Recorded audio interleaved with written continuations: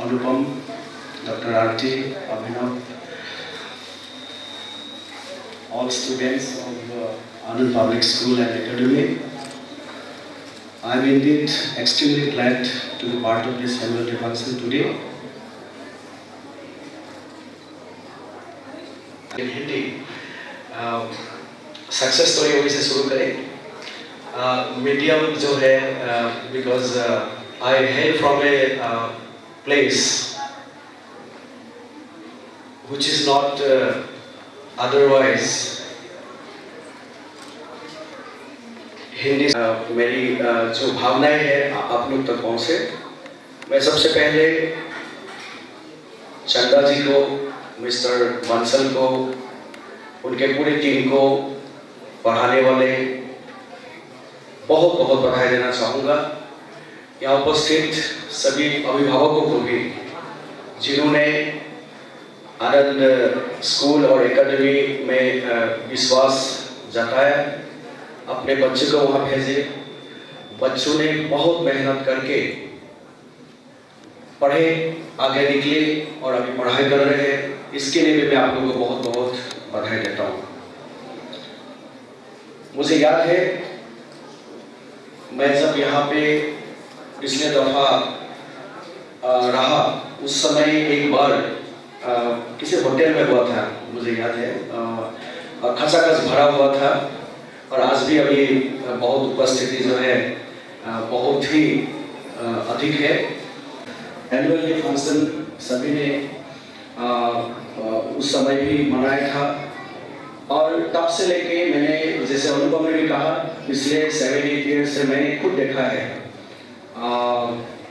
विजयपुरम की वो कॉलोनी मैंने बहुत शुरू से देखा है. और इत्तेफाक से मैं एक बार देखने भी गया था कि कैसे पढ़ाते हैं और ऐसा क्या है कि इतने बच्चे जो है लोगों में इतना क्या लोकप्रियता है. और मैं खुद स्वयं देखने भी गया था. और ये बहुत सुखद अनुभव है कि लगातार सभी के मेहनत के बाद आज आनंद पब्लिक स्कूल और एकेडमी शैक्षणिक संस्थान के रूप में जो स्टूडेंट्स को जीवन में आगे बढ़ने के लिए, उनको कैरियर में प्रॉपर गाइडेंस देने के लिए एक अग्रणी संस्थान के रूप में केवल बिलासपुर के लिए नहीं, पूरे छत्तीसगढ़ के लिए आज ये तब्दील हुआ है. मैं इस अवसर पर आप सभी को बहुत बहुत बधाई देता हूँ. जिन स्टूडेंट को अभी हम लोगों ने पुरस्कृत किया, सम्मानित किया, मैं बहुत गौरव महसूस कर रहा हूँ कि प्रतिभावान इन बच्चों को जो है इस प्रकार से जो इंसेंटिवाइज किया गया है. और मैं उम्मीद करता हूँ सभी बच्चे जो है आगे जाके केवल स्वयं के लिए नहीं, अपने परिवार, अपने स्टेट, अपने देश का भी जो है अच्छे स्तर पे प्रतिनिधित्व करें, अच्छे कृतियों से वो हम सबको गौरवान्वित करें. अब मुझे जैसे पता है कि सक्सेस स्टोरी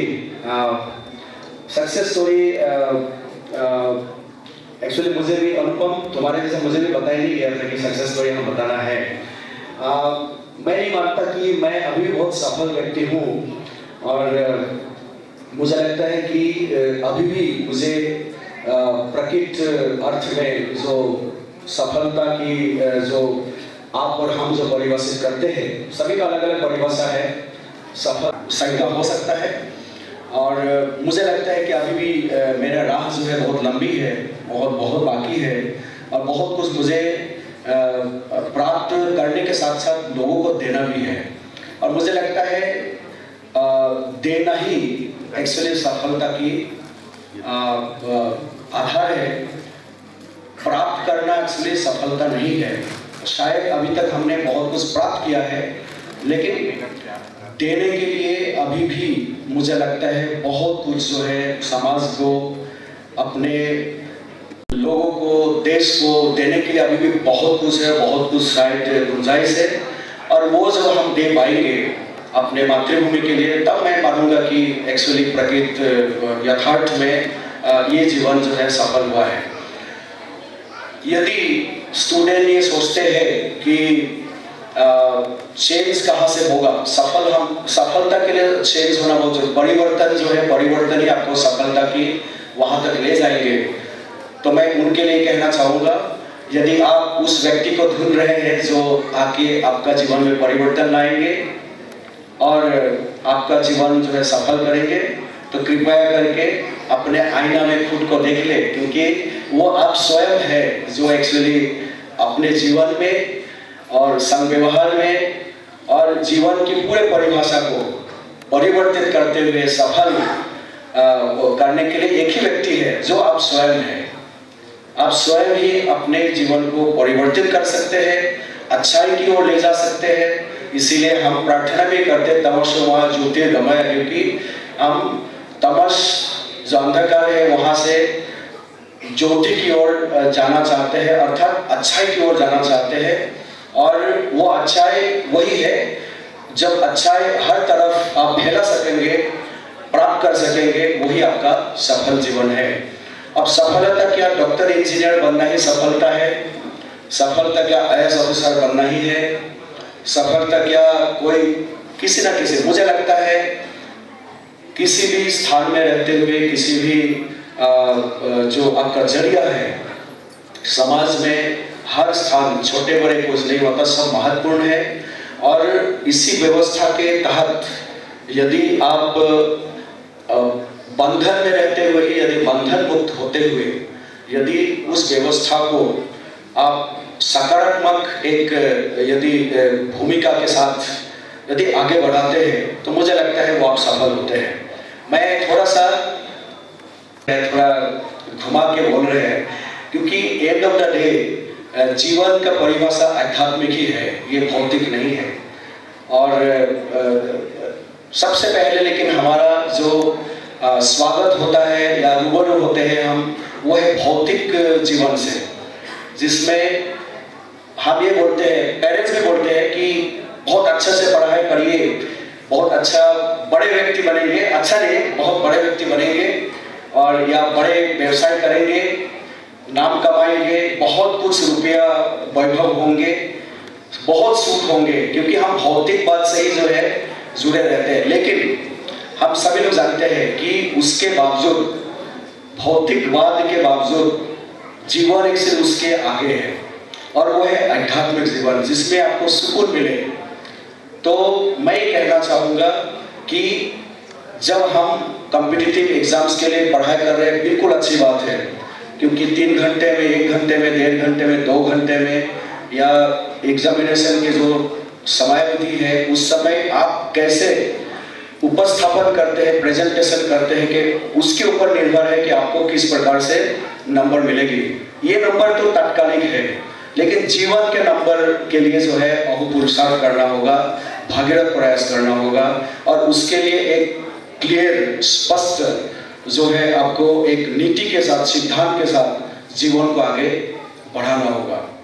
और इसके लिए मुझे लगता है कि ये हमारे जो घर है, जहाँ हमारे बुजुर्ग रहते हैं, माता पिता है, बुजुर्ग जन है, उनके आशीर्वाद, समाज के जो आशीर्वाद है, और इस प्रकार के शैक्षणिक संगठन सब मिलके आपको उस भौतिकवाद से आगे बढ़ा के वहाँ तक ले जाने का जो है एक वो करते हैं। एक छोटी सी मैं क्योंकि आपको एक स्टोरी सभी लोग जानते हैं, बहुत छोटा सा है, कि जो लेफ्टिनेंट, सेकंड लेफ्टिनेंट था, बहुत मेहनत करता था।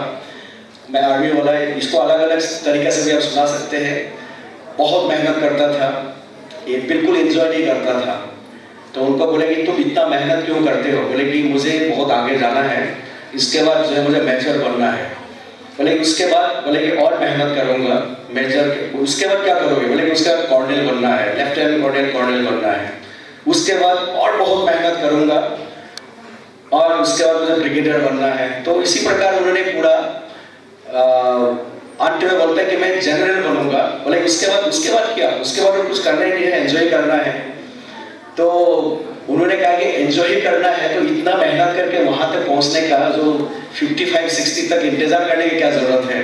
एंजॉय आज आपसे कर सकते हैं। मेरा कहने का तात्पर्य यह है कि जीवन को हम जीना सीखना जो है, मुझे लगता है ये सफलता के बड़ा गुरु मंत्र है। अभी आप लोगों ने व्हाट्सएप या फेसबुक या अलग अलग उसमें देखे होंगे कि एक बहुत ही young chief executive officer of a multinational जो MIT से पास किए हुए हैं, he is an Assamese, MIT से और हार्वर्ड से MBA किए हुए हैं। दोनों कॉम्बिनेशन बहुत फैटल है और कॉम्पिटिटिव वर्ल्ड में वी नो दैट ऐसा डिग्री हासिल जाए को कहीं पे भी जॉब बहुत जैसे पैकेज मांगे ऐसे पैकेज मिलता है। SXCO सब कुछ था, फिजिकली फिट सब कुछ था। कि डॉक्टर साहब जिम से लौट के आए थे, अचानक गिर पड़े और ही जस्ट डाइड। उनका एज मैंने कहा 36-37 के आसपास होगा, ऐसे ही एज था। सब कुछ है भगवान की कृपा से। ये पाया गया कि कॉन्स्टेंटली कॉम्पिटिटिव जो